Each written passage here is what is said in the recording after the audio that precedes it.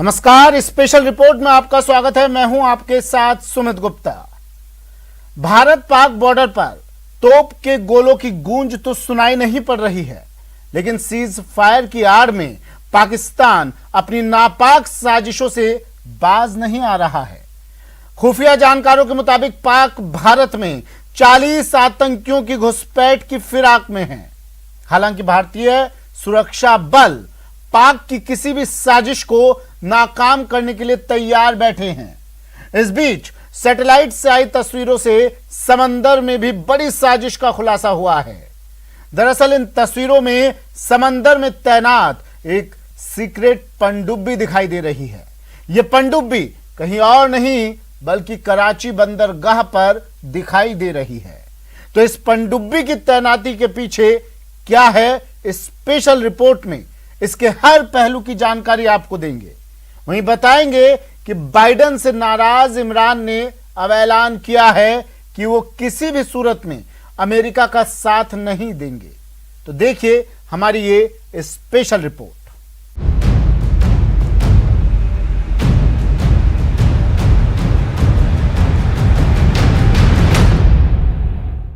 LAC पर चीन के साथ तनातनी के बीच पाकिस्तान अब समंदर में साजिश कर रहा है।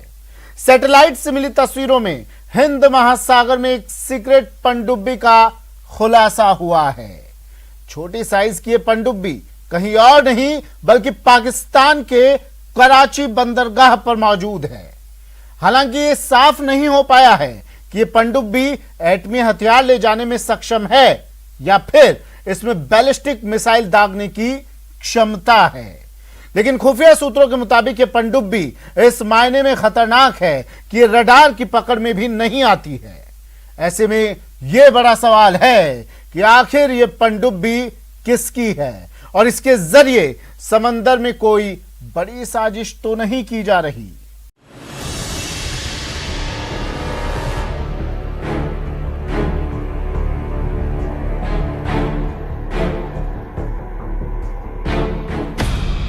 इमरान की सीक्रेट पनडुब्बी की पहली तस्वीर।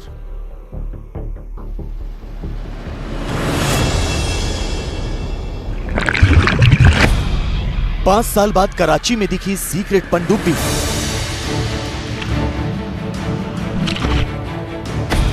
सीक्रेट पनडुब्बी से होगा परमाणु हमला।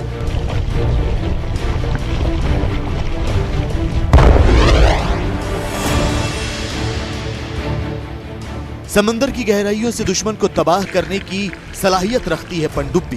बिना ज्यादा आवाज किए पनडुब्बी दबे पांव दुश्मन के करीब पहुंच जाती है और उसे संभलने तक का मौका नहीं देती। पनडुब्बी किसी भी देश की नौसेना के लिए एक ऐसा रक्षा कवच है जिसे भेदना आसान नहीं। यही वजह है कि पाकिस्तान ऐसी घातक पनडुब्बियां बनाना चाहता है जिनके जरिए वो हिंद महासागर में अपने आका चीन के हुक्म की तामील कर सके, जिनके जरिए वो भारतीय नौसेना के सामने चुनौती पेश कर सके।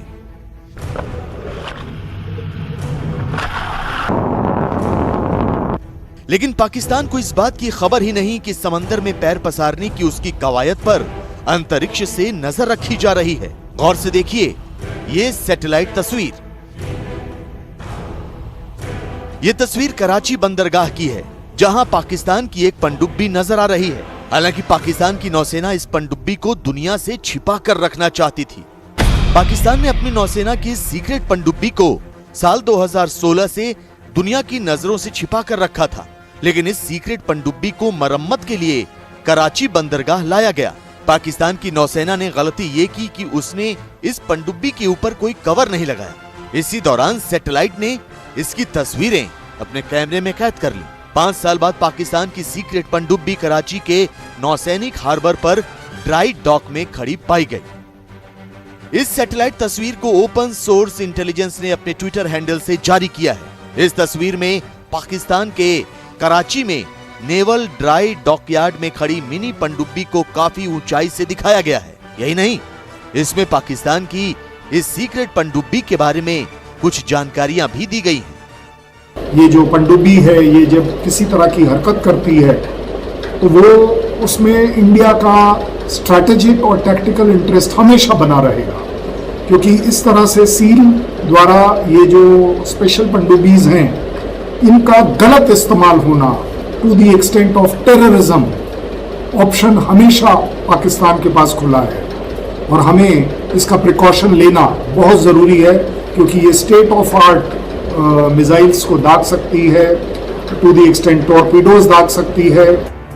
दुनिया भर की नौसेनाओं पर नजर रखने वाले विशेषज्ञ HI सटन ने अपनी वेबसाइट कोवर्ट शोर्स में इस पनडुब्बी को लेकर काफी कुछ बताया है। सटन के मुताबिक इससे पहले 14 जनवरी 2020 को कराची के PNS इकबाल नौसैनिक अड्डे पर आयोजित पाकिस्तान नेवी सील कोर्स की पासिंग आउट परेड के एक वीडियो में इस पनडुब्बी को देखा गया था।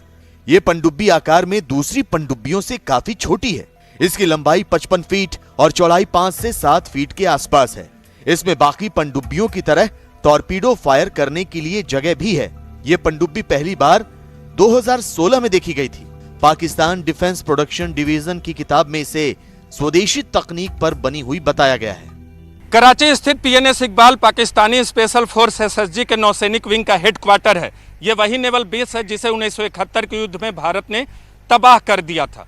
इसे पाकिस्तान की नौसेना का रीढ़ माना जाता है और माना जा रहा है कि पाकिस्तान अपनी सीक्रेट पनडुब्बी का इस्तेमाल यहीं से करेगा। भारत के सबसे नजदीक होने के कारण पाकिस्तान ने कराची नौसैनिक अड्डे पर अपने कई घातक हथियारों और युद्ध पोतों को तैनात किया हुआ है। ऐसे में बहुत मुमकिन है कि वो इस सीक्रेट पनडुब्बी को भी यहाँ छिपा कर रखना चाहता हो और यहीं से उसे ऑपरेट करने की तैयारी कर रहा हो, क्योंकि कराची नौसैनिक अड्डे से पाकिस्तान हिंद महासागर में अपने आका चीन की मदद कर सकता है, भारत के खिलाफ चीन के हाथ मजबूत कर सकता है। हालांकि भारत के लिए सावधान रहना इसलिए भी जरूरी है क्योंकि पाकिस्तान की सीक्रेट पनडुब्बी आकार में काफी छोटी है। ऐसे में ये भारतीय समुद्री इलाके में आसानी से घुसपैठ कर सकती है। छोटी होने के कारण सोनार सिस्टम और रडार भी इसे आसानी से पकड़ नहीं सकते। हालांकि ये केवल खुफिया मिशन और इलाके की टोह लेने जैसे काम ही कर सकती है। इससे पाकिस्तान किसी बड़े मिशन को अंजाम नहीं दे सकता। तो देखने से ये जरूर पता चलता है कि ये स्पेशल फोर्सेस की टाइप की ही बोट है, जो कि तकरीबन 55 फीट से बाय 7 से 8 फीट चौड़ी, 55 फीट लंबी, जिसको कि देख के आप पता कर सकते हैं। लगता है उसका हल जो है वो सिंगल हल है विद अ रेज्ड केसिंग है। उसका जो सेल है वो बहुत छोटा है और ओवरऑल देखकर पता चल सकता है कि यस, टॉर्पीडोज जो हैं, टॉर्पीडो ट्यूब्स, वो इसके फॉरवर्ड केसिंग के नीचे हैं। सो हमारा इंटरेस्ट हमेशा बना रहेगा। जाहिर है पाकिस्तान चोरी छिपे भारत पर नजर रखने और उसके खिलाफ चीन की तैयारियों को पुख्ता करने में मदद कर रहा है। लेकिन सवाल ये कि क्या पाकिस्तान की नौसेना, खास तौर पर पाकिस्तान की पनडुब्बियां इतनी ताकतवर हैं कि वो हिंदुस्तान से लोहा ले सकें? आंकड़ों पर गौर करें तो भारत पनडुब्बी शक्ति के मामले में पाकिस्तान से मीलों आगे है। एक रिपोर्ट के मुताबिक पाकिस्तान के पास 5 डीजल अटैक सबमरीन यानी पनडुब्बियां हैं, जबकि भारत के पास 15 डीजल अटैक पनडुब्बियां हैं। पाकिस्तान के पास परमाणु हमला करने में सक्षम एक भी पनडुब्बी नहीं है, जबकि भारत के पास एक परमाणु शक्ति संपन्न पनडुब्बी है। पाकिस्तान के पास बैलिस्टिक मिसाइल पनडुब्बी नहीं है, जबकि भारतीय नौसेना के पास एक बैलिस्टिक मिसाइल पनडुब्बी है। बेसिकली ऑगस्टा क्लास जो फ्रांस की उनके पास पनडुब्बीज हैं, सबमरीन्स हैं, उन्हें अपग्रेड कर रहा है। बाबर 3 मिसाइल सिस्टम वो उसके ऊपर लगा पाएगा, जो कि न्यूक्लियर टिप्ड है। सो न्यूक्लियर पॉइंट ऑफ व्यू से उन्हें कुछ एडवांटेज ज़रूर मिलेगा, इसमें कोई डाउट नहीं। लेकिन जहाँ तक इसका कंपैरिजन अगर हमें इंडिया के साथ करना है, तो मुझे लगता है कि पाकिस्तान को कम से कम और 20 साल लगेंगे कहीं इंडिया के नज़दीक पहुँचने में, जहाँ तक मिसाइल टेक्नोलॉजी का सवाल है। पाकिस्तान समंदर के रास्ते भारत की राह में कांटे बिछाने की तैयारी कर रहा है। कबाड़ हो चुकी सीक्रेट पनडुब्बी की मरम्मत कर भारत पर नजर रखने की तैयारी कर रहा है। लेकिन उसकी ये तैयारी किसी काम की नहीं, क्योंकि भारतीय नौसेना पाकिस्तान से 100 कदम आगे है। भारतीय नौसेना अपने ऑपरेशन इस तरह अंजाम देती है कि किसी को कानो कान खबर भी नहीं होती। 24-25 फरवरी की रात सीज फायर लागू होने के बाद भारत पाक बॉर्डर पर तोपों से निकले गोलों की गूंज कुछ महीनों से शांत पड़ी हुई है। लेकिन पाकिस्तान शांत पड़ जाए ऐसा क्यों होने लगा? बॉर्डर पर शांत दिख रहा पाकिस्तान नित नई साजिशों में मशगूल है। दरअसल सीज फायर की आड़ में पाकिस्तानी सेना जैश ए मोहम्मद के 30 से 40 आतंकियों को घुसपैठ कराने की फिराक में है। ये सभी आतंकी अफगान मूल के हैं और इन्हें भारतीय सैन्य ठिकानों पर ड्रोन हमले की खास ट्रेनिंग दी गई है।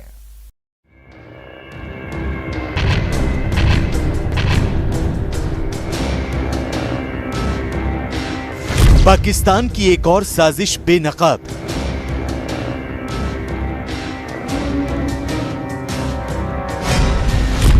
घुसपैठ की फिराक में जैश के 40 आतंकी।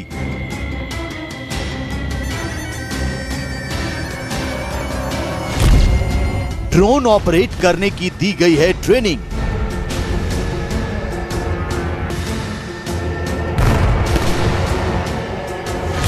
पाकिस्तान का ऑपरेशन ड्रोन।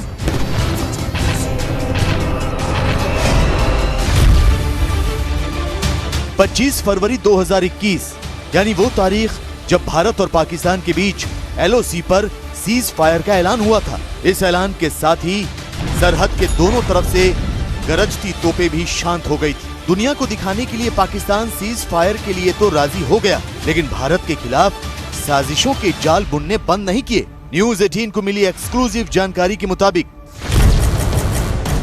पाकिस्तान सेना की मदद से आतंकी संगठन जैश ए मोहम्मद के 30 से 40 आतंकी जम्मू की सीमा पर घुसपैठ करने की फिराक में हैं। सूत्रों के मुताबिक जैश के आतंकी अफगान मूल के हैं। LOC पर जमा हुए जैश के ये आतंकी अफगानिस्तान की जंग लड़ चुके हैं। इतना ही नहीं, इन आतंकियों को ड्रोन ऑपरेट करने की खास ट्रेनिंग दी गई है। पिछले 1 महीने के दौरान पाकिस्तान से लगते जम्मू बॉर्डर पर कई बार ड्रोन का मूवमेंट देखा गया। ये आतंकी रेकी करने के इरादे से इन ड्रोन को ऑपरेट कर रहे हैं। खबर के मुताबिक जैश के ये तमाम आतंकी फिलहाल POK के कोटली इलाके में मौजूद हैं। ये जम्मू के केरी राजौरी सेक्टर की सीमा से घुसपैठ करने की फिराक में है। इसके अलावा सरहद पार अखनूर और नौशेरा सेक्टर के पास भी पाकिस्तान ऑक्युपाइड कश्मीर में आतंकियों की मूवमेंट देखी गई है। इससे पहले जैश दक्षिण कश्मीर की तरफ से भारत में घुसपैठ करता रहा है, लेकिन वहां बड़ा नुकसान झेलने के बाद अब पाकिस्तान के इशारे पर जैश के आतंकियों ने जम्मू बॉर्डर से घुसपैठ का प्लान बनाया है। मतलब साफ है, LOC पर संघर्ष विराम समझौते के बावजूद पाकिस्तान अपनी नापाक हरकतों से बाज नहीं आ रहा। चूंकि पाकिस्तान की सेना और सियासतदान कश्मीर के बेहतर होते जा रहे हालात से परेशान है, लिहाजा वो जल्द से जल्द घाटी में किसी बड़ी वारदात को अंजाम देने की फिराक में है और इसीलिए इन आतंकियों को LOC पर जल्द से जल्द घुसपैठ करवाना चाहते हैं। न्यूज 18 को जानकारी मिली है कि 26 जून की रात को जम्मू एयरफोर्स स्टेशन पर हुए ड्रोन हमले के बाद वहां पर ड्रोन मॉनिटरिंग सिस्टम के साथ जैमर भी लगा दिए गए। इसके साथ ही जम्मू में मौजूद भारतीय सेना के महत्वपूर्ण ठिकानों पर एंटी ड्रोन सिस्टम भी तैनात कर दिए गए। इसके अलावा जम्मू एयरफोर्स स्टेशन की बाहरी दीवारों के पास हाई मास्क लाइट्स लगा दी गई ताकि कम ऊंचाई पर उड़ने वाली हर चीज को आसानी से देखा जा सके। जम्मू एयरफोर्स स्टेशन पर हाई मास्क लाइट्स लगा दी गई है ताकि कोई लो लेवल का ऑब्जेक्ट अगर उड़कर आता है आसानी से देखा जा सके। उसके साथ साथ ये ड्रोन मॉनिटरिंग सिस्टम भी लगाया गया है, एंटी ड्रोन सिस्टम भी इंस्टॉल किए गए हैं। जम्मू के आसपास के जितने भी महत्वपूर्ण ठिकाने हैं सुरक्षा को लेकर, वहाँ पर भी ड्रोन देखने के लिए जो सिस्टम है वो लगाया गया है। ड्रोन मॉनिटरिंग सिस्टम के साथ एंटी ड्रोन स्क्वाड भी तैनात किए गए हैं ताकि आगे से अगर कोई इस तरह से ड्रोन हमला होता है तो उससे निपटा जा सके। 26 जून को एयरफोर्स स्टेशन पर हुए बम धमाकों की जांच NIA को सौंप दी गई। इन धमाकों को लेकर जम्मू एयरफोर्स स्टेशन पर NIA और CISF के बड़े अधिकारियों के बीच एक हाई लेवल मीटिंग भी हुई। जम्मू एयरफोर्स स्टेशन पर हुए ड्रोन हमले के बाद लगातार सुरक्षा एजेंसियों की टीमें जहां पहुंच रही हैं। अगर आप देखें तो अभी NIA की स्पेशल टीम जहां पर फिर पहुंची है। आज NIA के DG भी पहुंच रहे हैं, CISF के DG भी जहां पर पहुंच रहे हैं। लगातार सुरक्षा अधिकारियों की बैठक भीतर जारी है। जिस तरह से ये ड्रोन अटैक हुआ था उसके बाद NIA के साथ साथ जम्मू कश्मीर पुलिस और अन्य एजेंसियों की टीमें लगातार यहाँ पर पहुँच रही हैं और सुरक्षा समिति सुरक्षा का पूरा जायज़ा ले रही है कि किस तरह से जो ड्रोन अटैक हुआ था उसके बाद आगे क्या प्रबंध किए जाएंगे, आने वाले दिनों में जहाँ पर इस तरह के हमले ना हो उसे लेकर सुरक्षा की जो समीक्षा है वो की जा रही है। इसके अलावा जम्मू कश्मीर पुलिस के स्पेशल ऑपरेशन ग्रुप ने 26 जून के मास्टरमाइंड को बेनकाब करने के लिए जम्मू एयरफोर्स स्टेशन के साथ लगते मोहल्लों में सर्च ऑपरेशन चलाया हुआ है। दरअसल सर्च ऑपरेशन के जरिए 26 जून को ड्रोन उड़ाने वाले का पता लगाने की कोशिश की जा रही है। सर्च ऑपरेशन के दौरान एसओजी टीम घर घर जाकर जानकारी हासिल कर रही है और हर आने जाने वाले की जानकारी जुटाई जा रही है। इसके अलावा पूरे राजौरी जिले में ड्रोन खरीदने और बेचने पर पाबंदी लगा दी गई है, जबकि स्थानीय निवासियों को ड्रोन न उड़ाने का आदेश भी दिया गया है। जम्मू एयरफोर्स स्टेशन ब्लास्ट के गुनहगारों को बेनकाब करने के मकसद से जम्मू कश्मीर पुलिस की एसओजी टीम के सर्च ऑपरेशन को न्यूज 18 ने करीब से देखा। इस दौरान हमारी टीम ने देखा कि कैसे एसओजी की टीम इलाके के हर घर में जाकर 26 जून को हुए ड्रोन अटैक के मास्टरमाइंड के बारे में सुराग इकट्ठा कर रही है। हम इस समय जम्मू एयरपोर्ट के जो पिछला इलाका मोहल्ला है, पीर बाबा मोहल्ला इसे कहा जाता है, उस इलाके में हैं। आप देख सकते हैं पर जम्मू कश्मीर पुलिस की टीमें जो हैं मोहल्ले में सर्च कर रही हैं। हर घर जाकर पता कर रहे हैं कि आखिर यहाँ पर कौन कौन से लोग आए थे, कौन लोग जहाँ पर रहे हैं, उन सब की जाँच की जा रही है। क्योंकि जो जम्मू एयरफोर्स स्टेशन के ऊपर अटैक हुआ था, वो जो 2 ड्रोन थे वो कहाँ से ऑपरेट किए गए थे उसकी जानकारी जुटाई जा रही है। तो ये एयरफोर्स स्टेशन के पिछला मोहल्ला है जिसे पीर बाबा मोहल्ला कहा जाता है। इस पूरे मोहल्ले में अलग अलग टीमें जम्मू कश्मीर पुलिस की जो हैं वो यहाँ पर जांच में जुटी हुई हैं। हर व्यक्ति से पूछा जा रहा है, लोगों के घरों से पूरी जानकारी जुटाई जा रही है कि आखिर इस इलाके में क्या घर वालों के अलावा कोई और व्यक्ति आया था। माना जा रहा है कि जो ड्रोन यहाँ पर 2 विस्फोट हुए थे ड्रोन के जरिए, उन ड्रोन को कहीं इस इलाके से, जो बेली चलाना बिल्कुल इनके साथ सटा हुआ इलाका है, कहीं इस इलाके से ऑपरेट तो नहीं हुए। इसकी पूरी जानकारी अब जुटाई जा रही है।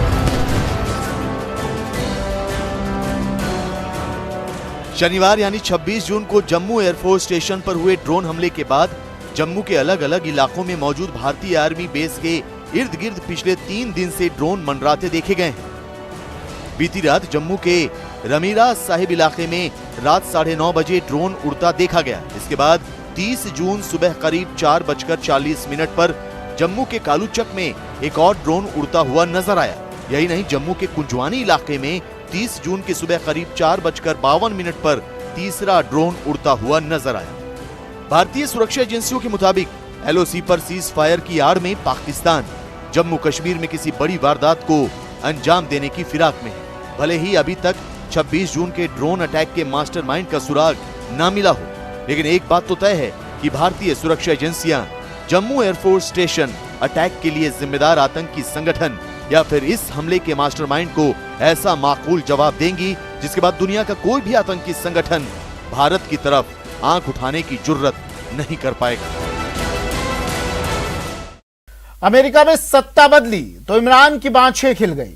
इमरान को लगा अब जल्द ही सब कुछ बदल जाएगा और अमेरिका पहले की तरह पाकिस्तान की आर्थिक मदद करने लगेगा। लेकिन बाइडेन के आने के बाद भी ऐसा कुछ नहीं हुआ, जिसके बाद इमरान की बौखलाहट में है और ऐलान कर दिया कि पाकिस्तान अब किसी भी सूरत में अमेरिका का साथ नहीं देगा। इतना ही नहीं, इमरान ने कहा है कि उनके लिए चीन की दोस्ती ही सबसे खास है।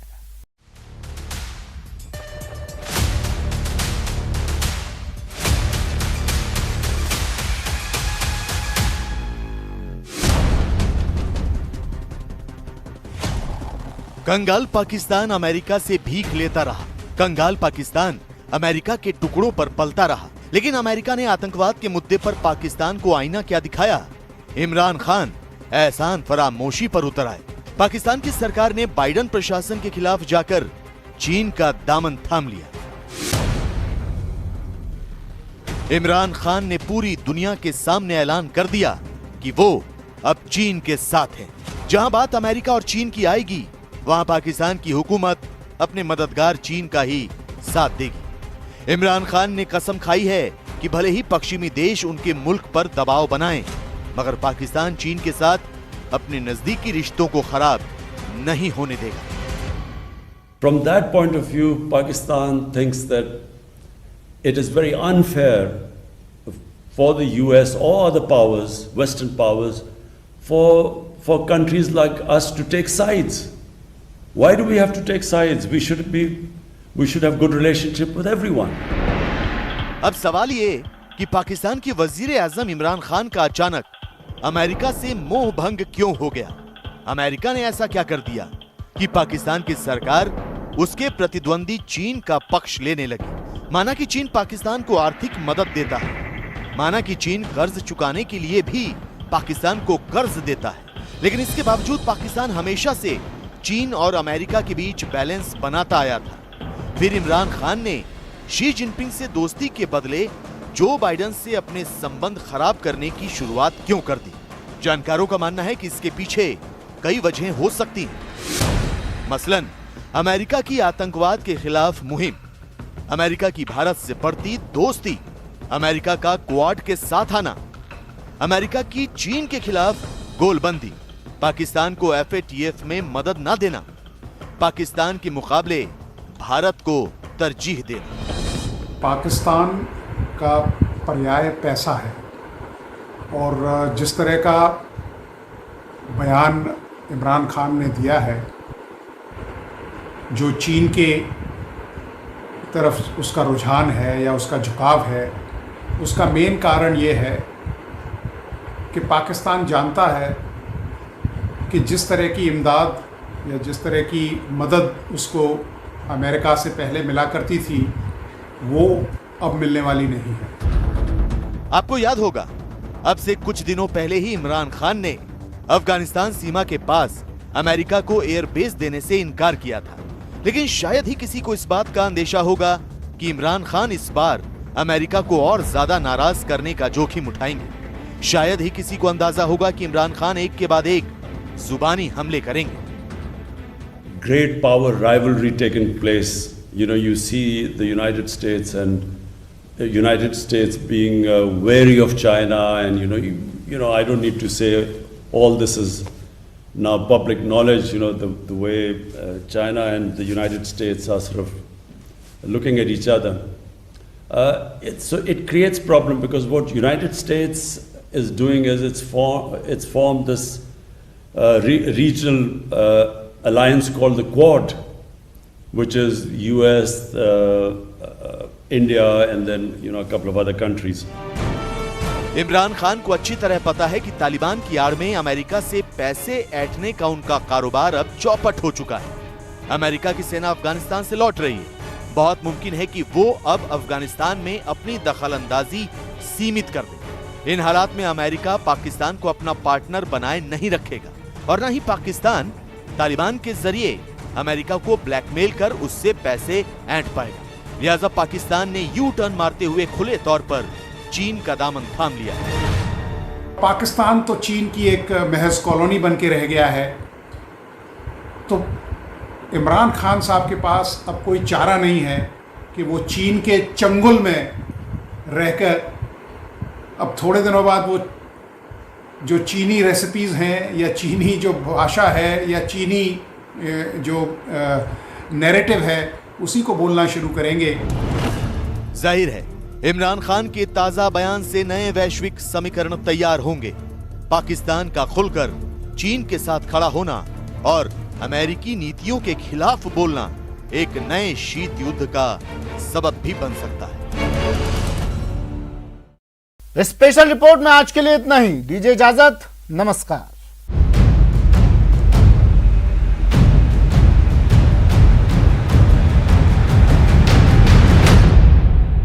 Khana in a package, safety ka jacket, khana in a package.